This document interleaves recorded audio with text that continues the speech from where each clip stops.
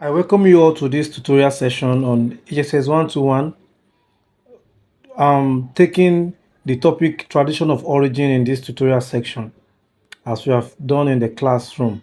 So our focus basically is to understand the history of settlements in Lagos, who were the first settlers, who were the groups who established Lagos, and in this context you'll be examining three dominant theories of migration to Lagos.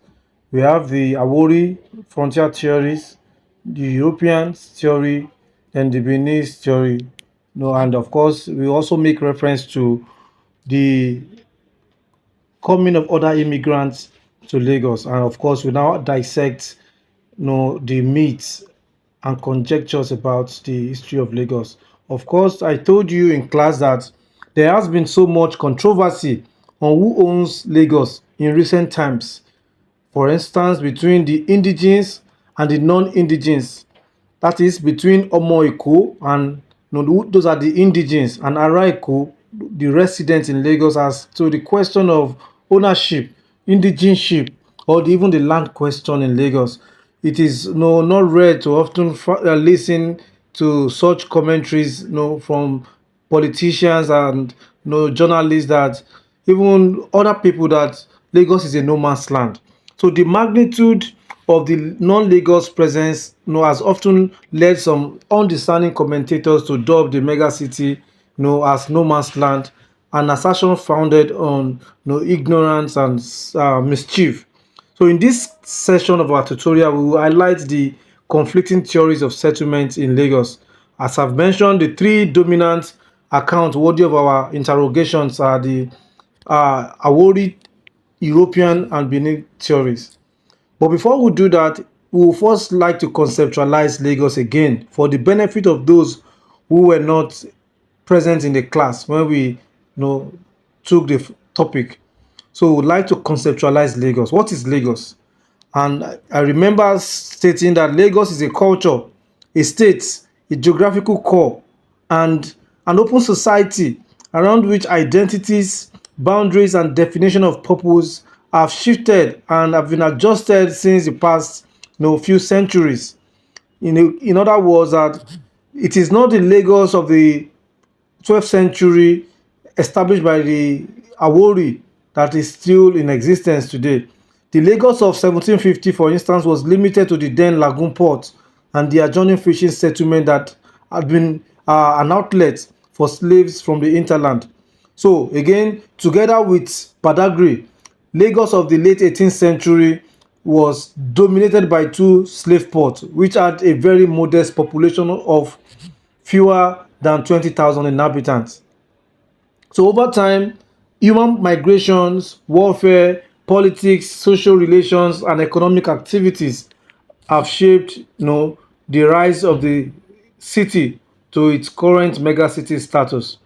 That is to say that the making of modern Lagos was a metamorphosis, a hybrid created through several influence and factors.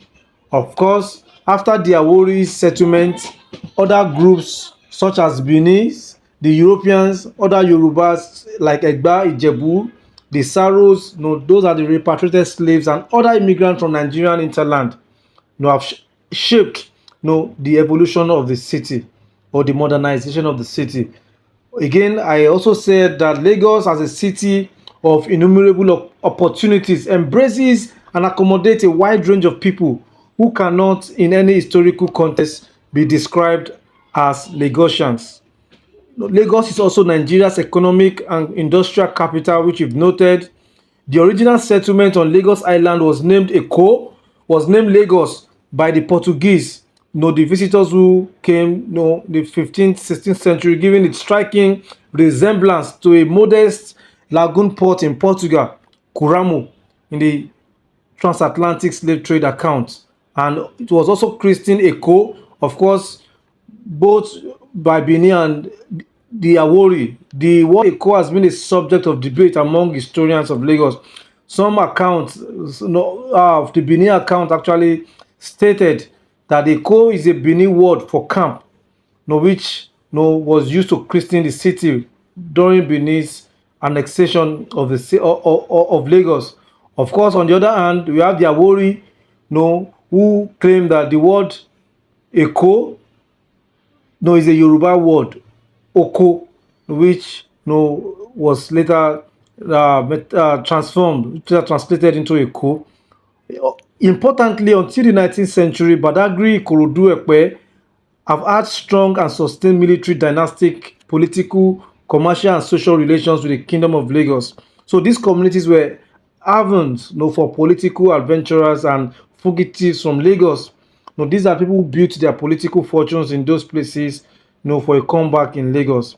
So I also conceptualized the city again in this context. I said Lagos, popularly called Eko Akete Ilu Ogbon, is a kaleidoscope of cultural expressions and innovations, the melting pot of various civilizations. It is a city, a cosmopolitan city, where you find various groups represented.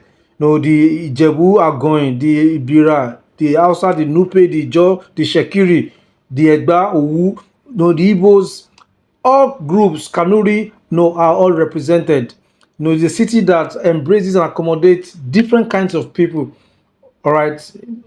This means that Lagos is a place of savvy where literally whoever is not smart will not survive and cannot prosper. We've noted that, and we also noted its colonial origin, how, of course, it was annexed, it was bombarded by the British in 1851 and annexed in 1861.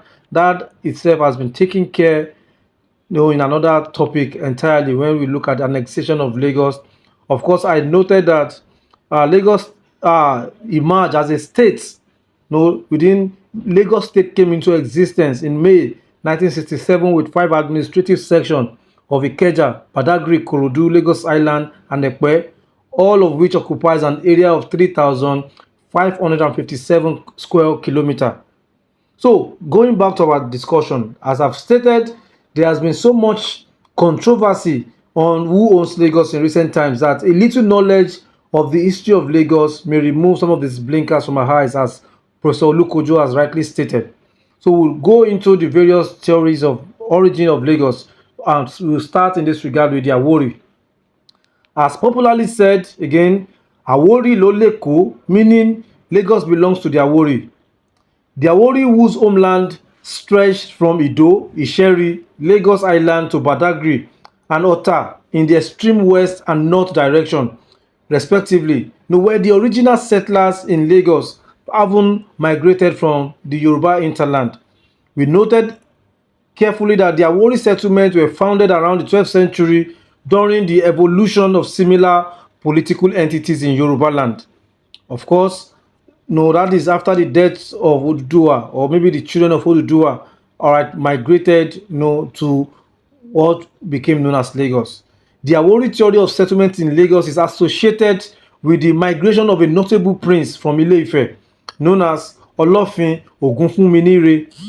Of course, we stated that given the demise of his father and coronation of a younger siblings in his absence, Olofin traveled from Ile-Ife following the instruction of an oracle.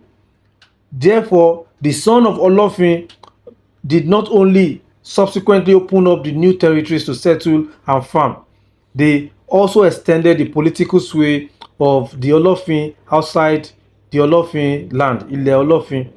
So as Lagos grew and its government expanded, Olofin's sons became known as the Idejo land-owning chiefs. Idejo means the land-owning chiefs, right? The white cap chiefs in Lagos. So together with other Idejo members, they formed a new class of chiefs with titles indicating areas under their control. So most of the land-owning Idejo white cap chiefs are of Awori origin. We have stated that however, some Idejo chiefs were originally non-Awori also, who were nevertheless given titles because of their relationship, with the Oba, or with the, autochthonous people. 12 of them are today recognized by the Lagos state government as we've stated, and they are Aromire, Oloto, Ojora, Onitolo, Onitono, Onikoyi, Oniru, Oluwa, Onisiwo, Elegushi, Ojomu, and Olumegbon. So according to oral traditions, The settlement founded by Idaho chiefs were neither established once nor simultaneously, but in stages, according to Professor Ayodeji Olukoju. So traditions in Idaho families confirm that this was indeed the case, and not that all Idaho families were of Awori descent. So in trying to understand the origin of the remaining Idaho chiefs in Lagos, it is important to turn to Aromire, the lover of water, who is regarded as one of the sons or the eldest son of Olofin Ogunfunminire, who haven't left Ido, the original settlement of the Awori, after their migration to Lagos, proceeded further, crossing the water to establish a pepper farm in present day Isaleko, Ebutero, where from where we derive the word Iga Idungoran. So indeed, several traditions claim that he was the first inhabitant of Lagos Island. So he was said to have settled in the area that is today Ebutero. Aromire was later to establish a pepper farm from which the palace of the Oba of Lagos later derived its name. That is Iga Idungoran, as I've stated. So the southwest part of Ido Island was later settled by another group of migrants whose origin have been traced to Aramako in Ekiti area, according to some traditions. So in other words, even after the Olofin and his group had settled in Ido and they welcome other migrants, they welcome other migrants since they did not and could not have completely inhabited the entire space. The new immigrants from Ekiti, for instance, were led by Kueji, who later married an Ido woman, probably in relations to the Olofin named Isioko, according to scholars like Professor Ayodeji Olukoju. So once married, they relocated and settled at a place called Ijora, called Ijora, now called Ijora. So it was in Ijora that Kueji took the title and subsequently became an Idaho chief. As time went on, Aromire and Odofin title eventually arose within the Ojora chieftaincy line. So from the above, it is clear that marriage with non-Awori group was one way by which early Awori migrants reproduced themselves. And if the claim of the first settlers on Lagos Island by Aromire was true, then it was equally true that members of the Aromire settlement gave land to Benin invaders on Lagos Island, since this was usually a task reserved for first settlers. Other Idaho chiefs in the Ido groups are the Elegushi of Ikate, the Ojomu, and the Ajiran. So these chieftaincies have tradition stating that they fled Ido to escape Benin raid and settled in the Tiosa area in the south shore of the lagoon east of Lagos Island. So this suggests that their settlements in the Tiosa area were established after the Benin's invasion of Ido. Of course, so it was established that Benin actually invaded Benin, the Lagos island. So relocation to the new areas surely encouraged the development of new chieftaincies during this early period. According to oral traditions, again, the settlement founded by Idaho chiefs were neither established once nor simultaneously, as we have stated. Traditions in Idaho families confirm that this was perhaps the case, and further that not all Idaho families were directly of Awori, which I've already mentioned. So what is clear, however, is that pre-colonial Idaho families constituted the source of authority in their areas before external incursion. That is to say, the Onikoyi control land at Ikoyi with its headquarters at Okeipa in modern Victoria and modern Ikoyi.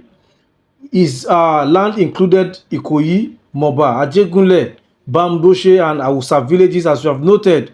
While on the other hand, we also have Oniru, which controlled Iru land, the modern Victoria Island. The Oloto controlled Oto and the Butemeta areas. Olumegbon controlled the whole of Ajah land. Then you have Ojora, controlling Ijora, Elegushi, who controlled Ikate land and adjoining territories. So oral traditions indicate that the founders of the Ikeja, for instance, other areas in Lagos, modern Lagos, like Ikeja, for instance, were of Awori origin also. Tradition indicate that Akeja Onigorun was regarded as the founder of the dynasty and was initially styled Baale. This was, however, elevated to Obaship status during the colonial period, no, during the reign of Oba Momodu, 1957 to 1998. So the area known as the Ikeja division in the colonial period comprised areas such as Ikeja, Agege, Oshodi, Mushin, Akowonjo, Isolo, Onigbongbo, Shomolu, Ogudu, Isheri, and several other Awori communities in Lagos. These Awori settlements or communities serve as links between Lagos Island and the interland communities through the intricate rivers and creeks that emptied into the Lagos Lagoon. That is to say, in their respective areas of control, as we've noted, they administered and allocated land to family members, and strangers who needed land for various purposes in the pre-colonial period. It is also important to note that pre-colonial Lagos, where Awori indigenous settlement predominated, was a small city which we've mentioned that. So its political system consisted of an Oba, who was a king, who was also the head of his community and assisted by a group of chiefs to run the day-to-day activities of the community. This suggests that the political system had been in existence even before the Europeans or the Benin came to Lagos. All right. So the Oba and his chief represented the most of the groups and their interests within the population. And ditto for Badagry. So structures and political systems, social organizations had been in existence also in places like Badagry, before the coming of the Europeans and also the Benin. So the Badagry division is today populated, for instance, by the Ogunu people and the Awori. The development of Badagry, as we have noted, has been traced or linked to the Dahomey invasion of Ketu, now in Benin Republic, by King Agaja Trudeau. Oral traditions, according to scholars, claim that Accra therefore led the waves of migration of the Ogu people eastward along the Port Novo and Yewa Creek, thereby settling down along the Kweme coastline and Ologe Lagoon.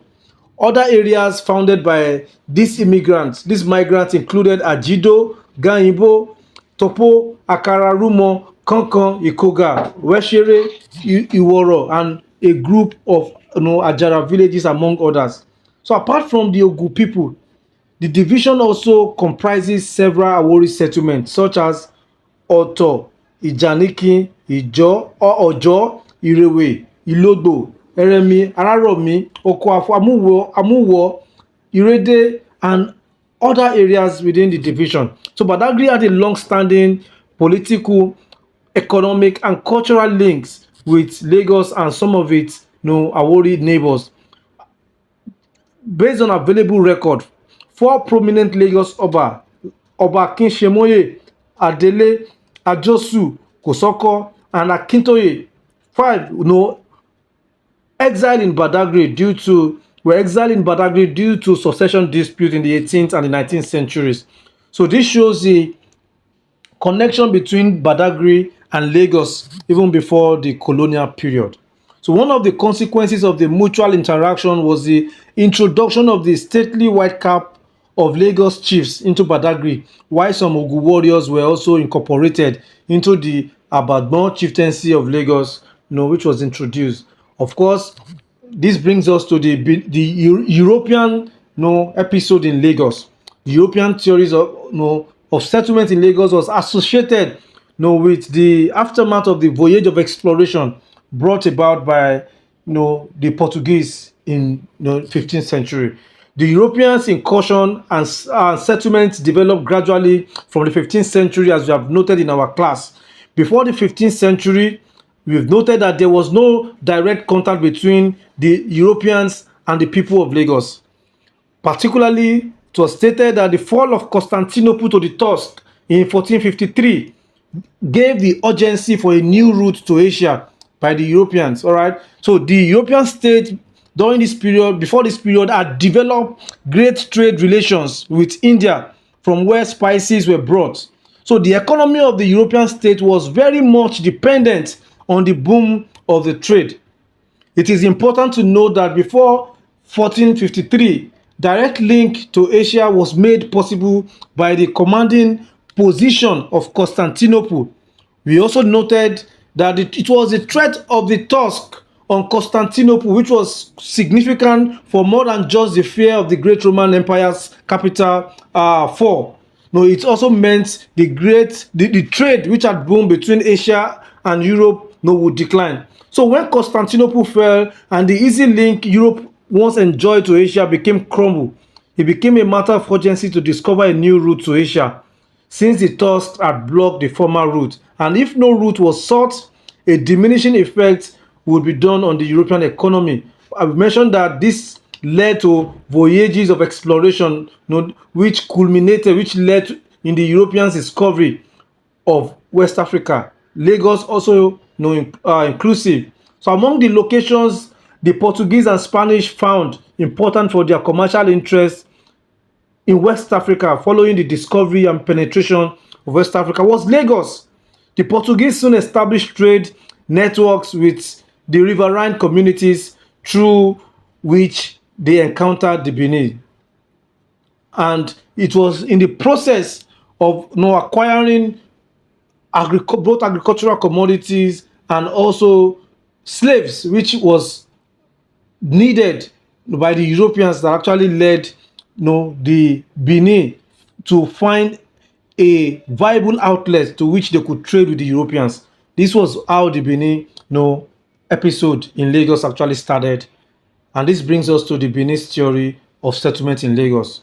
Okay, so the Benin's theory of settlement revolved around the Benin's imperialism, which reached its zenith around the 16th century, as we have noted. In the 16th century, it was in the 16th century that Oba Iware the Great sent an expedition to the island now known as Lagos, for the purpose of making it a slave port for evacuating war captives to Europe through the Portuguese, the first Europeans to make contact with the Benin Empire. All right. So during the successive reign of Oba Ohodua, 1550 to 1578, and Oba Henduda, 1578 to 1606, it was reported that the Benin conquered the settlement and left their imprint on the littoral community, especially its monarchical chieftaincy institutions and demographic makeup, according to Professor Ayodeji Olukoju. So the origin of the Lagos-Benin Obaship connection is usually traced to the role of Ashipa Exipa in Benin in returning to Benin the corpse of Aseru, a Benin military commander, according to oral tradition, and also Ayodeji Olukoju in his popular book, Which Lagos, Whose History. In appreciation, tradition asserts that Ashipa was given a scepter, abere, a gbedu drum, and was recognized as Eleko of Eko. So, however, the marriage of Ashipa to an Edo woman who gave birth to his successor, Ado, ultimately finalized the process of laying the foundation of Benin-styled dynasty in Lagos through cultural relations, intermarriages, assimilation, and acculturation. So the Benin monarch also delegated some men to assist him in the administration of Lagos consequently. So these men emerged as powerful men in the traditional politics of Lagos and eventually evolved as first-class chiefs called Akarigbere. The Eletu Odigbo is the head of this class of chiefs. Also, the Benin invasion of Lagos had a lot of consequences, as we've noted in our class, and we're going to highlight all of them. So, of course, internal divisions were exploited or created by the Benin invaders when they came, while the Benin indeed did not create the Dejo class of chiefs. We noted that it is clear that they helped to expand, to modify, and to modernize this chieftaincy structure of the Awori. So the Benin also helped in the creation of a monarchical structure in the Lagos area that has also endured to date. One of the major impacts of Benin particularly was its influence on the emergence of new traditional political institutions that have remained relevant in Lagos long after the decline of Benin's hegemony in the region, in the city. Of course, we noted that after the Benin conquest, Lagos Island was divided into four chiefly lines. We have the administrative, which was the Akarigbere. We have the land owning, the Idejo, the warrior, Abagbon, and the spiritual and medical or Galade. All right, so likewise, chieftaincy names such as Ashodon, Bajulaye, have counterparts in the Benin names Esodban and Bazuaye as noted by various scholars. So also such place names as Idumagbo, Idunsagbe, Iduntafa, Idumota derived the root word Idun, which was also of Benin origin. These were some of the imprints left on the city by the Benin, the impact, cultural impact of the Benin on the city. In addition, Lagos kings from the first Benin king Ado to Oba Adele the first, 1811 to 1821 and 1835 to 1837, who died, were buried in Benin.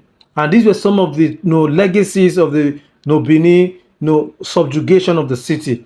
Of course, we mentioned that apart from the Benin, there were other immigrants who had also left their imprints on the city since the pre-colonial period.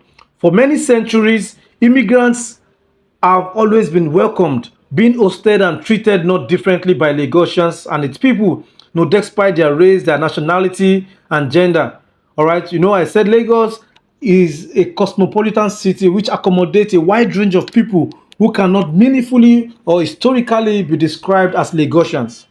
So Lagos Island was settled by people from the Nigerian hinterland, who were seeking refuge from their more powerful neighbors, particularly during the 19th century, when there were all kinds of cataclysms and conflicts, in the hinterland.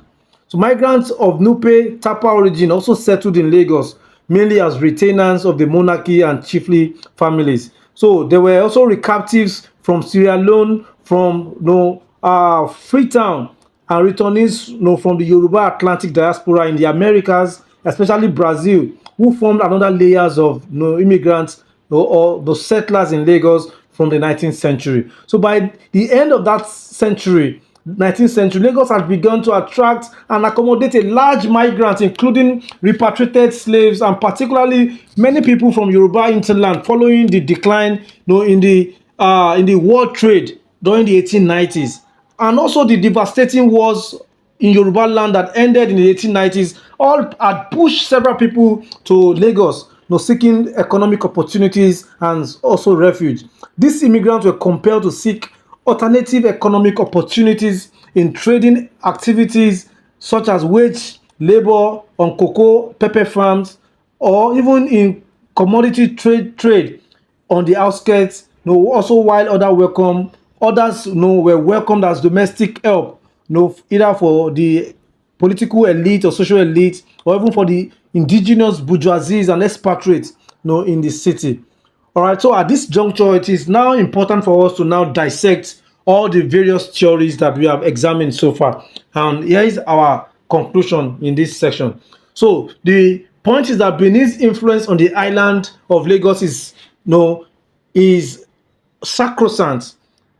It's an historical fact, but this does not mean Lagos is not part of Yoruba land.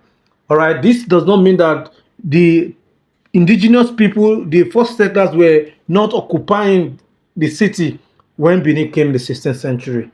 Benin's influence, for instance, extended to the dynasties of such places in eastern Yoruba land like Ado, Ikere, Ita Odolu, Igbaraoke, and Akure. This does not make the people from this town Benin. All right. So also we noted that the fact that, for instance, that the ruling monarch in England is German does not make England part of Germany. So that the Benin came in the 16th century and imposed their influence politically and socially on the indigenous people doesn't make the Benin the founder of Lagos. For instance, also the Benin inspired monarchy in places like Onitsha and the western periphery of Igbo land does not remove the fact that Onitsha and the kingdoms west of Onitsha are part of Igbo land. Okay, so neither does the replacement of the Ogiso in Benin by an Oduduwa dynasty make Benin part of Yoruba land. So what is important to note, as Professor Olukoju had noted, is the dynamic relationship between the Awori and the Benin, when the encounter was established.